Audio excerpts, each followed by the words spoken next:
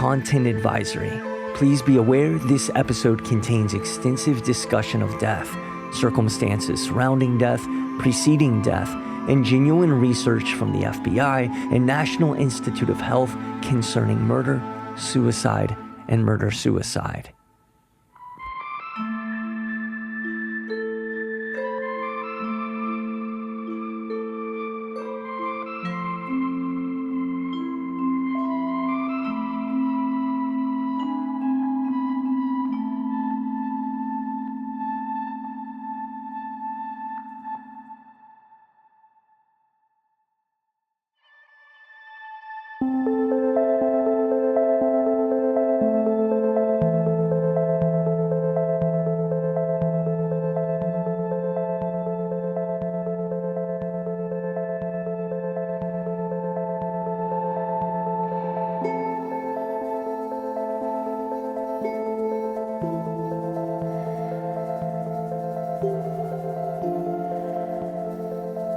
Last week, we dabbled in the art of true crime. This episode, we submerge ourselves fully into the bog of suspicions, statistics, and true crime logistics. Because the story that led up to that one gory minute on October 3rd, 2001 goes beyond one single day. And to tell that story, what we know of it at least, we need to pull on a deerstalker cap, light up our old-timey tobacco pipe, and take a good long look through a magnifying glass at the stars of this trilogy. The stars of this episode: John and Susan, the Barkers of Brittlebone.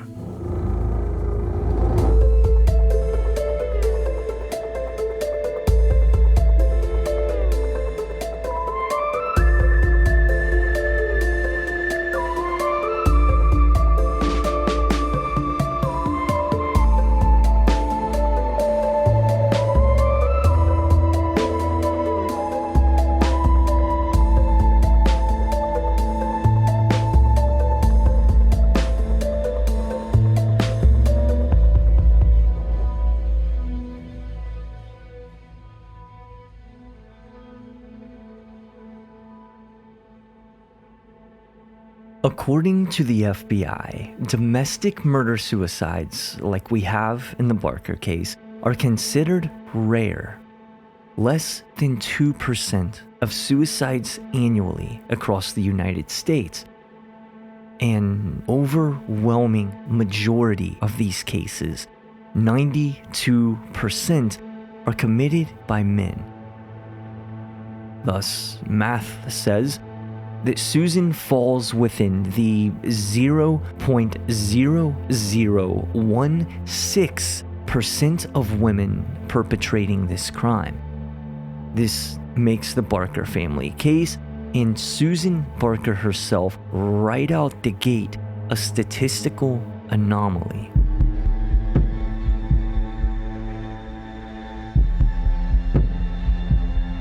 If we focus our true crime lens, we find that there are a number of factors that both the FBI and the National Institute of Health find are commonly linked to this breed of crime. They note 10 common occurrences that are often present in cases of murder-suicide. These are, in no order: substance abuse, financial strain, possessiveness to the point of dependency, jealousy, infidelity, failing physical health, the presence of firearms in a home, careers in law enforcement, physical, sexual, or emotional abuse, and a known history of domestic conflict. I list these off because in looking over these 10 common factors, if Susan alone is a statistical anomaly, then John joins her here to make this case even stranger. Because, according to the investigation, the couple represent almost zero of these 10 factors.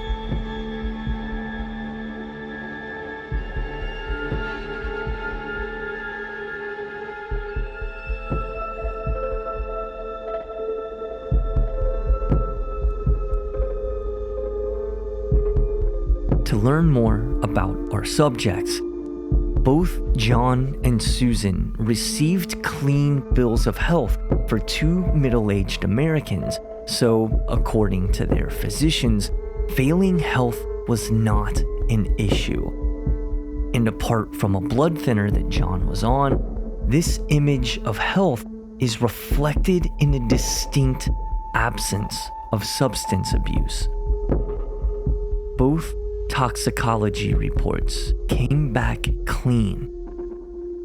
The violence was not an alcohol or drug-fueled rampage. There were no drugs of any kind, recreational or medicinal, found inside the house or in Susan's system that might have led to uncharacteristic outbursts. According to the police investigation, their marital status echoed this picture of wellness. Family and co-workers insisted that issues of abuse, domestic conflict, extreme possessiveness, and jealousy were complete non-issues for the two. By all accounts, they were noted as a driven, successful, law-abiding couple who had been in a committed relationship. Still, naturally, in a case of a wife killing her husband, investigators explored the possibility of infidelity.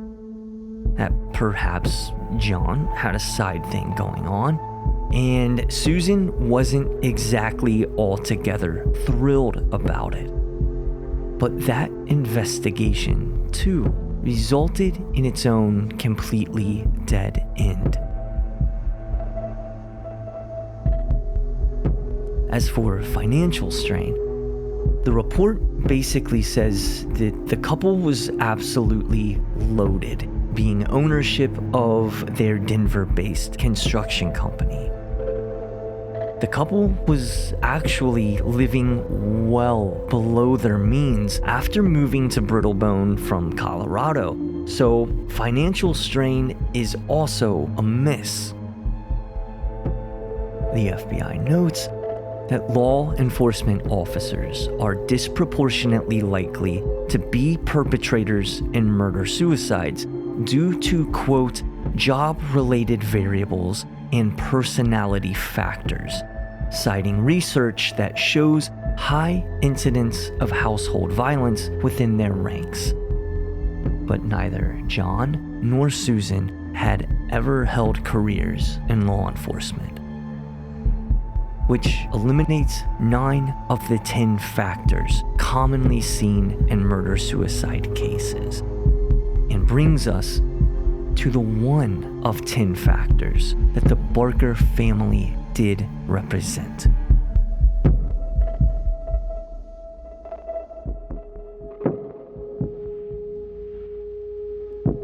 There was a firearm present inside the Barker household that was legally owned and registered and illegally wielded in both the murder and the suicide.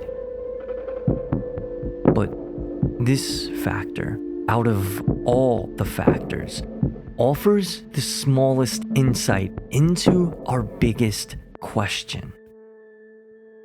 Why?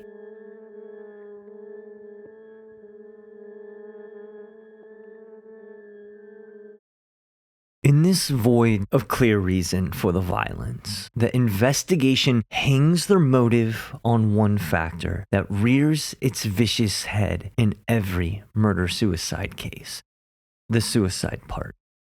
While there is zero evidence indicating Susan Barker had previous brushes with suicidality, the investigation pointed to a crack in the otherwise idyllic backstory of the Barkers.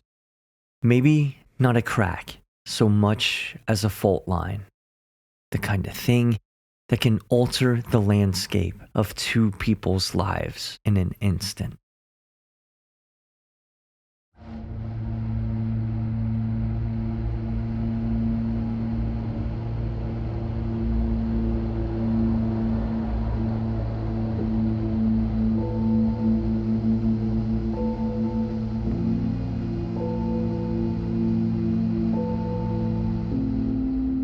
2 years prior to their moving to Brittlebone, Ohio, the Barker family of 2 had been a family of 3. Little Joseph Oliver Barker had been 3 years old and had lived with his parents, John and Susan, in Denver. Much like his parents, almost nothing is available about him online. And sadly, much like his parents, his obituary tells the simple, sad tale of an extremely untimely death.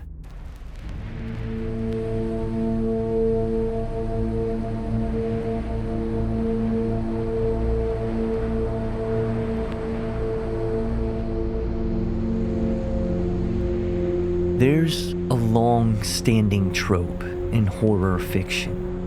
The trope of the forlorn woman in mourning.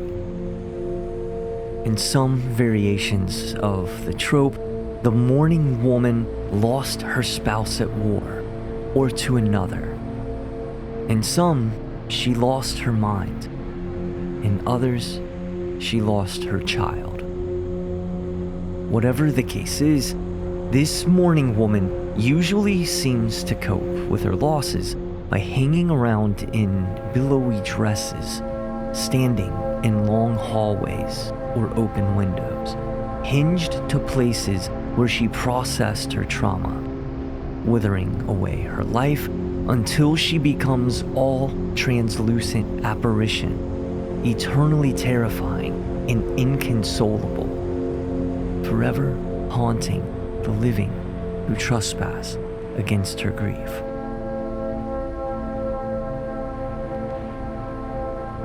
The Mourning Woman is a horror fixture from classic ghost stories to modern indie films, and there's a good reason why. Grief is a powerful force, and it's so easy in stories, especially in stories of true crime and alleged hauntings, to boil the death of a child or loved one down to a trope. A detail that moves the needle of emotion, or a plot point that turns the page. And what we have here is the investigation citing a true-to-life mourning woman as both culprit and motive. The story of a grief-stricken mother on a murderous rampage.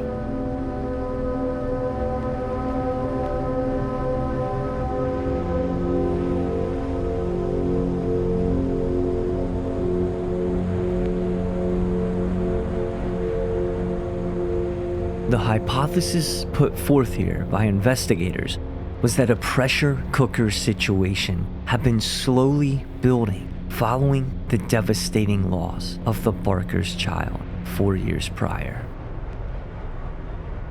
According to the report, those close to John and Susan Barker knew they had been trying to have a child for the entirety of their 15-year marriage. It was well known that they had tried every option they could afford that involved strictly just the two of them trying to bring a baby into the world. And they could afford a lot. According to the report, it took John and Susan Barker 15 years of marriage and unknown amounts of money and anxiety poured into fertility treatments before something took. And little Joseph Oliver Barker was born in 1994. Susan was 38 years old at the time, and after 15 years of trying, they had considered it a veritable miracle birth, which of course made what happened 3 years later an all-consuming nightmare. The cause of death for little Joey Barker is only listed as accidental, and occurring within the privacy of the Barker residence. No further details are available, and no foul play was suspected. The loss of their child launched John and Susan into an extensive regimen of therapy and grief counseling, but therapy, by all accounts, didn't work for them. The couple spent almost 2 years away from work and home in a constant state of travel because, again, they could afford it, and those around the Barker family noted this period of time as a very literal attempt by the couple to get away from it all. But the distance wasn't enough when John and Susan kept having to come back home to Denver, to the place where their son had passed. The decision was made that the best solution was to move. And of all possible places, they opted to move to Ohio, to the address at 816 Wayward Court in the town of Brittlebone. An intriguing note in the report states that to those who knew them, the Barkers seemed to have a newfound change of spirit when they made the decision to move. Therapy hadn't worked. Travel hadn't worked. But the decision to uproot and start again appeared to have had a huge effect. For the first time in a long time, the desperation that had gripped them following the loss of their child appeared to shift, and they began expressing something like hope. It's just that, with hindsight being 2020, and with knowing how their story ends, whatever hope the couple nurtured seems to have withered within the walls of the house at 816.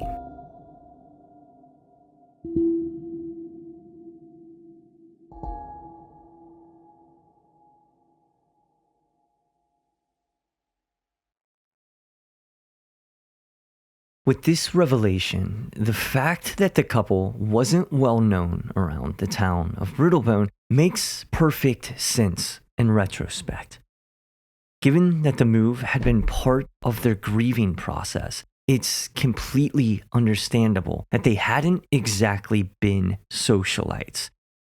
In fact, the investigation suggests that moving across the country from their home in Denver to a brand new place in Ohio, instead of removing them from the tragedy, distracting them from sorrow, and allowing a fresh start, the move may have actually only served to isolate them from any surrounding support group they may have had back home.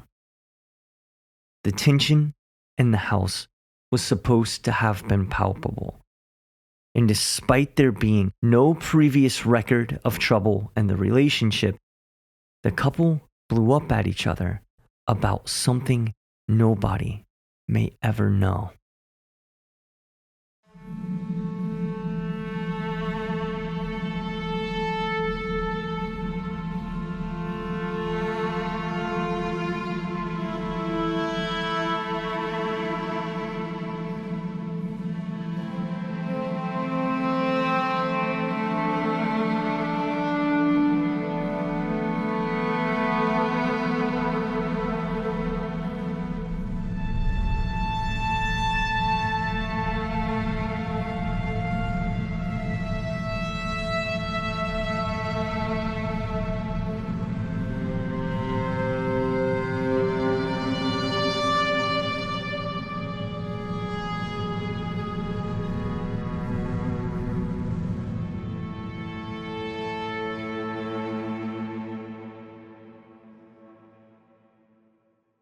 But there's a detail in the Barker case that has been on my mind. Not the staircase, not anything that was left out from official reports, but rather a small, striking detail that was included in the report, and included way back in episode 1 that sparked a question in my mind.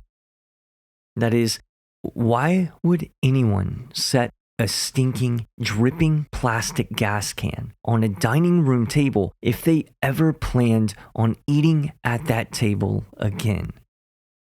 This, after all, is exactly what John Barker did when he returned home from his arson excursion, setting the staircase on the woods in fire. To me, a gas can on the dining room table is a behavior that falls somewhere on the scale from certifiably insane to at least really awful table manners. Is it possible that John Barker didn't plan on ever using that table again? What if the Barker family case doesn't fit the shape of a murder-suicide because it wasn't a murder-suicide? What if the police investigation was correct about the motive, but boggled the conclusion? What if the reason that there was no sign of struggle at the scene is because our case doesn't detail the last acts of a mourning woman, but rather the last acts of a mourning couple?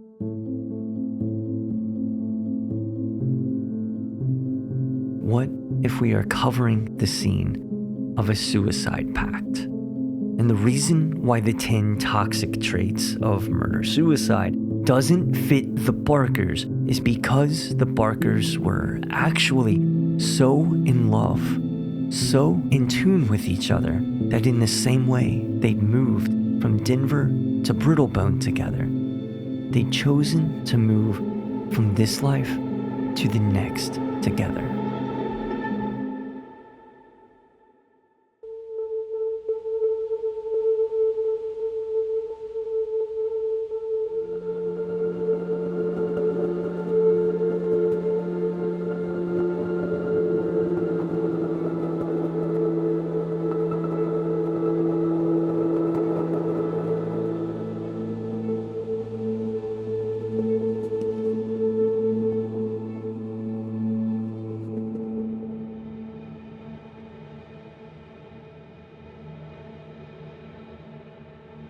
The term suicide pact evokes strong feelings of esoteric connection, deadly agreements made in secret, death cults, vats of poison.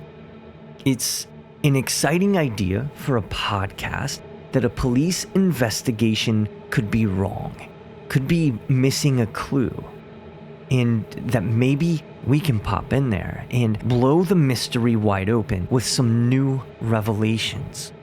But in the spirit of this show, and in digging to the bottom of truths, the theory of the Barker case as a suicide pact deserves every bit of the same scrutiny that we gave the investigation's official conclusion.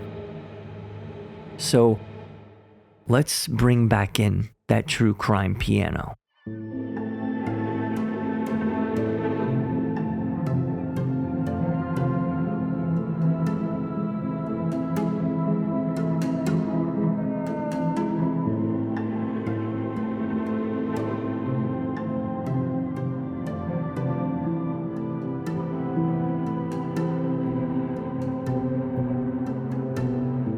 According to the National Institute of Health, it is critical to note that suicide pacts and murder-suicide are distinct phenomena from one another. The most important distinguishing factor, of course, being the murder. Suicide pacts require all parties to agree to die together, which is a pretty distinct difference from murder.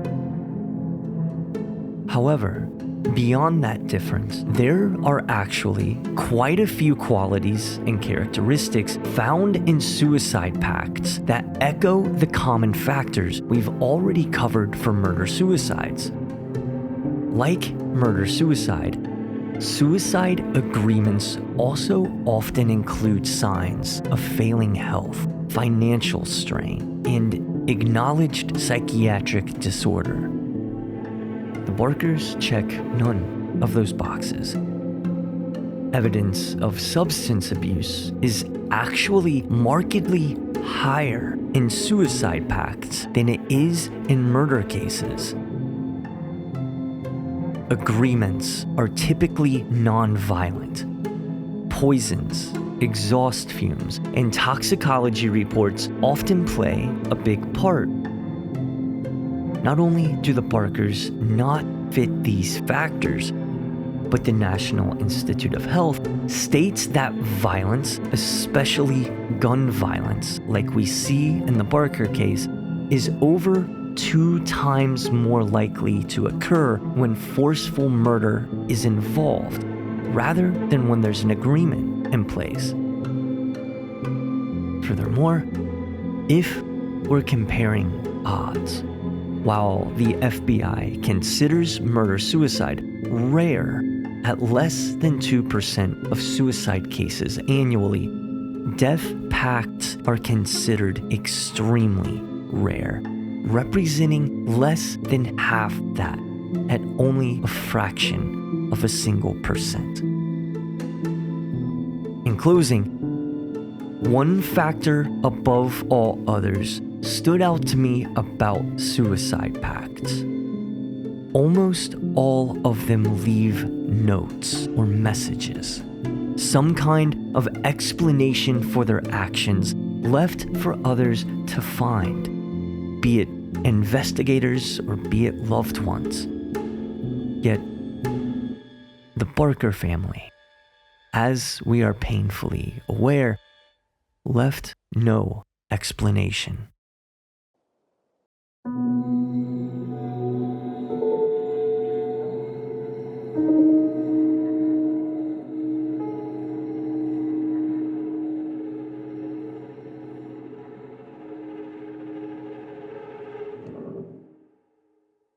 After getting inspired by you all to snap on these true crime gloves and dig into factual research on the nature of these crimes, one thing seems pretty clear.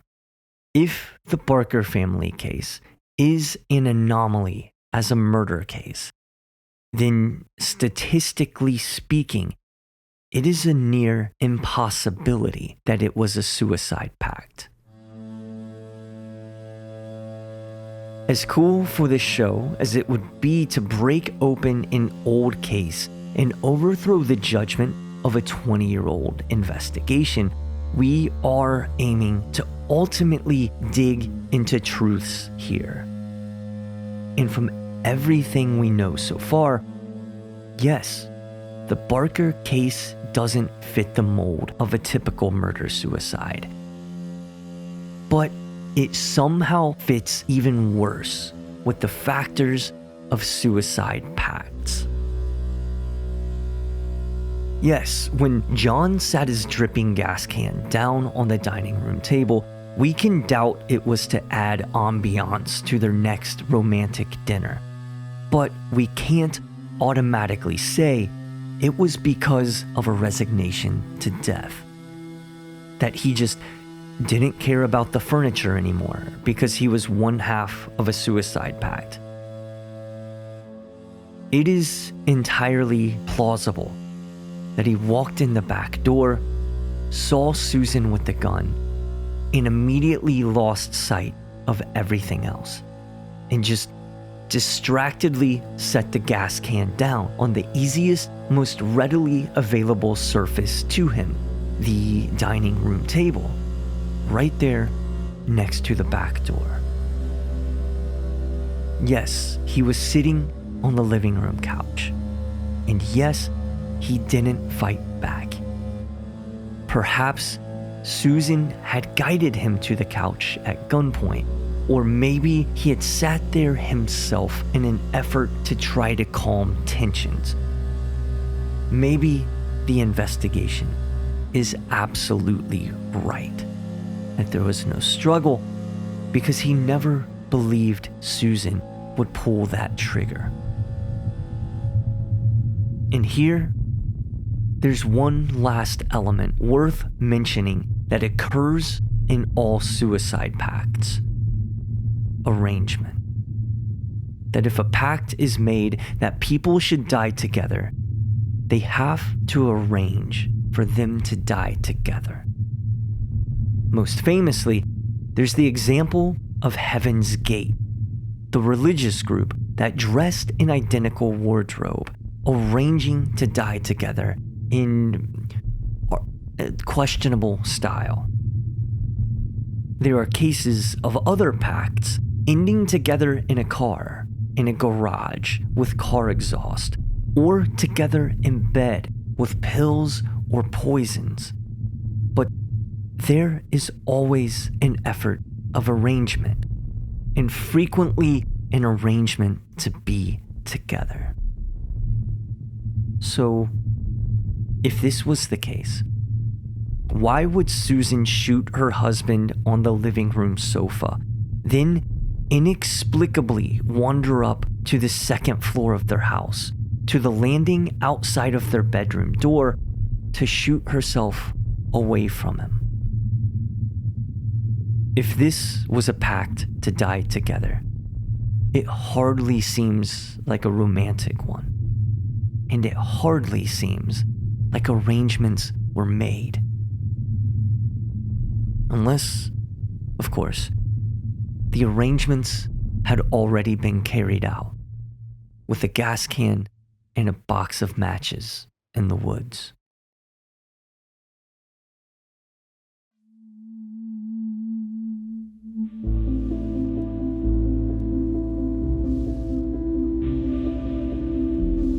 Brittlebone, Ohio is written and produced by me, Chance Sinclair. In next episode, we steer our exploration of the Barker case off the path of official reports and true crime statistics and into the weeds of wild speculation, weird theory, and possibilities that lay beyond the realm of anything a small-town police investigation would have ever considered.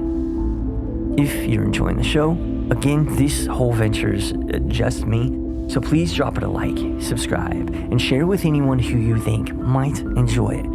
I appreciate every ounce of feedback I've gotten, every spooky story, every warning speculating that I'm uncovering a police cover-up and that I should quit doing that. There has definitely been enough juicy material sent my way about the legacy of weirdness in the sound that I think I want to do a full listener-centric episode soon, a Tales of Brittlebone post, where I answer some popular questions, we hear some first-hand accounts, and I share some secrets that I've learned along the way. If you would like to contribute any of the above, please reach out to me on the show's socials at BrittleBonePod across social media platforms, email at brittlebonepod@gmail.com, visit our website at brittlebonepod.com. And as always, thank you for listening.